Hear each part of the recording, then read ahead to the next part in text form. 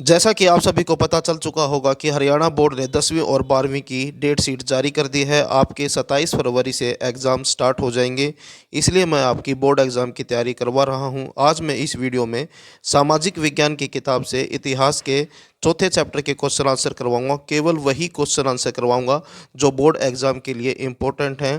पूरा चैप्टर पढ़ने के लिए अब आपके पास समय नहीं है, इसलिए हम सेलेक्टेड इम्पोर्टेंट क्वेश्चन ही करेंगे। पहला क्वेश्चन देखते हैं पार्ट फोर्थ का। क्लास 10th पार्ट जो है फोर्थ है और पार्ट का जो नाम है वो है मध्यकालीन समाज यूरोप एवं भारत। इससे पहले मैं 3 पार्टों के क्वेश्चन आंसर भी करवा चुका हूं। अगर आपने वो वीडियोस नहीं देखी हैं तो लिंक आपको डिस्क्रिप्शन में मिल जाएगा, वहां से आप उन तीनों वीडियोस को भी देख सकते हैं, तीनों पाठों की।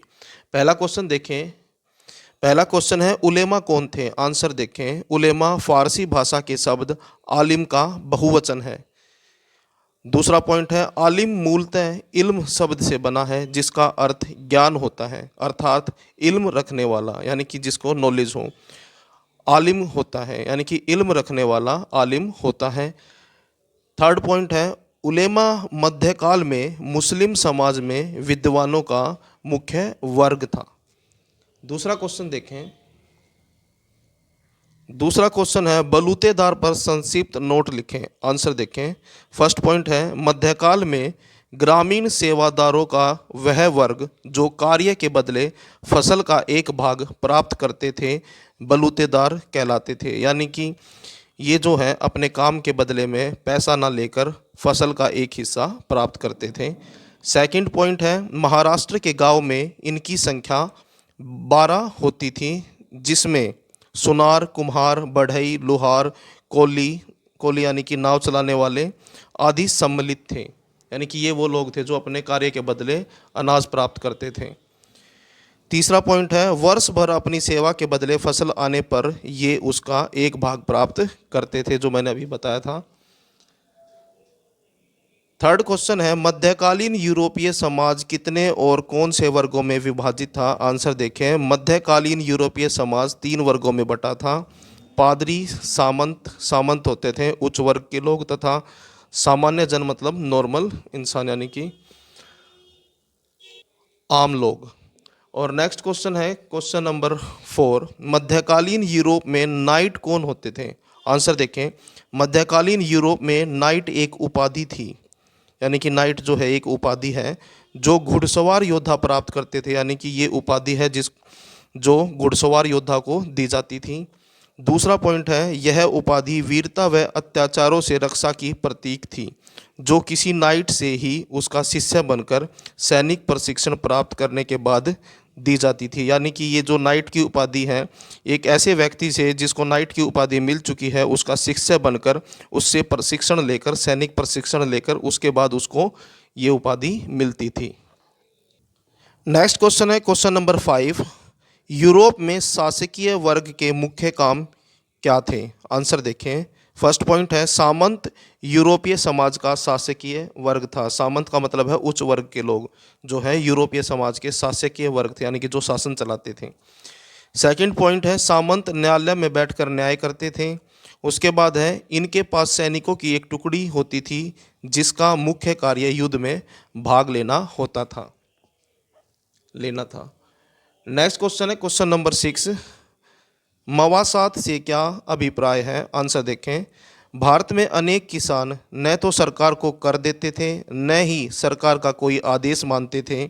सेना द्वारा आक्रमण किए जाने की स्थिति में ये लोग जंगलों, पहाड़ी प्रदेशों, मरुभूमि आदि दुर्गम स्थानों पर पलायन करते थे, यानी कि ये वो किसान थे जो सरकार को टैक्स नहीं देते थे और ना ही सरकार का कोई आदेश जो ये मानते थे। और अगर सेना आती थी तो ये ऐसे स्थानों पर चले जाते थे, दुर्गम स्थानों पर चले जाते थे जहाँ पर जाना मुश्किल होता था। इस प्रकार के क्षेत्र समकालीन विवरणों में मवास या मावासात के नाम से जाने जाते थे। नेक्स्ट क्वेश्चन है क्वेश्चन नंबर 7 मध्यकाल में भारत में किसानों की विभिन्न श्रेणियों के बारे में बताएं। आंसर देखें। मध्यकालीन भारत में किसानों की 3 श्रेणियां थीं। नंबर 1 खुदकास्ट किसान, ये वह किसान थे जिनके पास भूमि का मालिकाना अधिकार होता था, यानी कि वो अपनी भूमि के खुद मालिक थे। पाही कास्त, ये किसान दूसरे गांव में जाकर खेती करते थे। और तीसरा है मुजारिया। मुजारे या मुजारिया वे किसान थे जो किसी बड़े जमींदार की भूमि पर कृषि करते थे तथा उन्हें उपज का एक भाग प्राप्त होता था। नेक्स्ट क्वेश्चन है क्वेश्चन नंबर 8, भक्ति आंदोलन क्या था? आंसर देखें। मध्यकालीन भारतीय समाज की प्रमुख विशेषता भक्ति आंदोलन का प्रचार प्रसार था। दूसरा पॉइंट है, मध्य युग में भारतीय समाज को कर्मकांडों, अंधविश्वासों तथा भेदभावों से मुक्त कर उसके आत्मविश्वास और आत्मसम्मान को जागृत करने के लिए भक्ति आंदोलन का उदय हुआ, यानी कि इन सभी चीज़ों से छुटकारा पाने के लिए भक्ति आंदोलन का शुरुआत की गई। उसके बाद है पॉइंट नंबर 3, रामानंद, गुरु नानक देव, चैतन्य महाप्रभु, दादू दयाल, नामदेव, तुकाराम, रविदास, कबीरदास, मीराबाई व अन्य प्रसिद्ध भक्ति संत थे। फोर्थ पॉइंट है, कुछ सूफी संतों जैसे निजामुद्दीन औलिया, शेख फरीद, सलीम चिश्ती व अन्य संतों ने अपनी वाणी से समाज में सद्भाव उत्पन्न किया। नेक्स्ट क्वेश्चन है क्वेश्चन नंबर 9।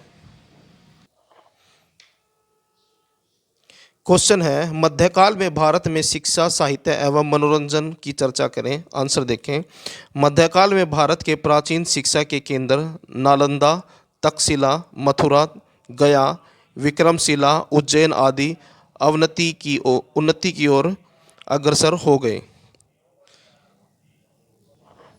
अवनति की ओर अग्रसर हो गए। दूसरा पॉइंट है, आक्रमणकारी बख्तियार खिलजी ने नालंदा विश्वविद्यालय को आग लगा दी थी। मंदिरों को मिलने वाला अनुदान बंद हो गया और अनेक मंदिर तोड़ दिए गए, जिससे भारतीय ज्ञान, विज्ञान और शिक्षा को भारी आघात लगा। थर्ड पॉइंट है, सुल्तानों और मुगल शासकों ने मदरसों और मकबतों को खूब दान दिया और फारसी एवं अरबी भाषाओं को प्रोत्साहन दिया, यानी कि बढ़ावा दिया।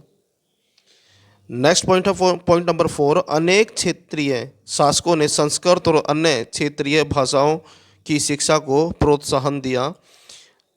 पॉइंट नंबर 5, मध्यकाल में अनेक भाषाओं में साहित्य का भी विकास हुआ, जिसमें भक्ति संतों की अहम भूमिका रही।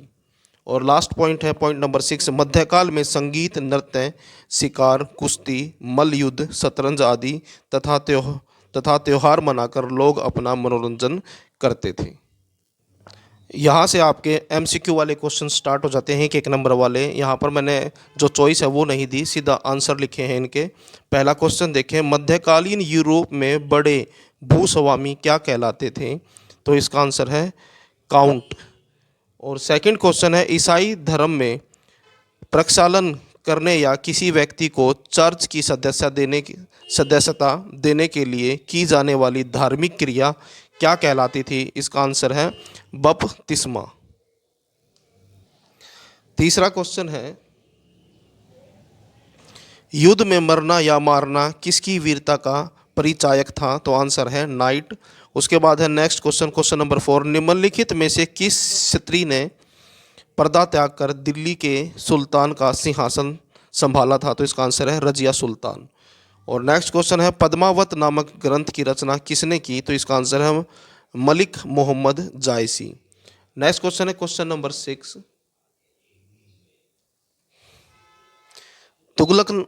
तुगलकनामा के रचयिता कौन थे? तो इसका आंसर है अमीर खुसरो। नेक्स्ट क्वेश्चन है, निम्नलिखित में से किस मुगल शासक ने युद्ध बंदियों को दास बनाने की प्रथा को बंद कर दिया? तो इसका आंसर है अकबर। और नेक्स्ट क्वेश्चन है क्वेश्चन नंबर 8, पृथ्वीराज रासों के लेखक कौन थे? तो इसका आंसर है चंद्र बरदाई। और नेक्स्ट क्वेश्चन है क्वेश्चन नंबर 9, राज तिरंगिणी के लेखक कौन थे? तो इसका आंसर है कलहड़। 10वां क्वेश्चन है, यूरोप में मध्यकाल को क्या कहा गया है? तो इसका आंसर है अंधयुग। नेक्स्ट क्वेश्चन है क्वेश्चन नंबर 11, यूरोप में छोटे सामंतों की भू संपदा को क्या कहा जाता था? तो इसका आंसर है जागीर या मेनर। नेक्स्ट क्वेश्चन है, मकतब क्या था? आंसर देखिए, ऐसा विद्यालय जहाँ पर विद्यार्थी अक्षर ज्ञान के साथ साथ धार्मिक शिक्षा ग्रहण करता था, मकतब कहलाता था। लास्ट क्वेश्चन है क्वेश्चन नंबर 13, राजस्थान के व्यापारी डैश कहलाते थे, तो इसका आंसर है मारवाड़ी। तो ये था आपका क्लास 10th का हिस्ट्री के बुक से चौथे चैप्टर के क्वेश्चन आंसर। वीडियो अच्छी लगे तो लाइक करें, चैनल को सब्सक्राइब करके ऑल के बटन के ऊपर क्लिक कर लें ताकि जब नेक्स्ट चैप्टर की वीडियो अपलोड हो तो उसका नोटिफिकेशन आपको मिल जाए।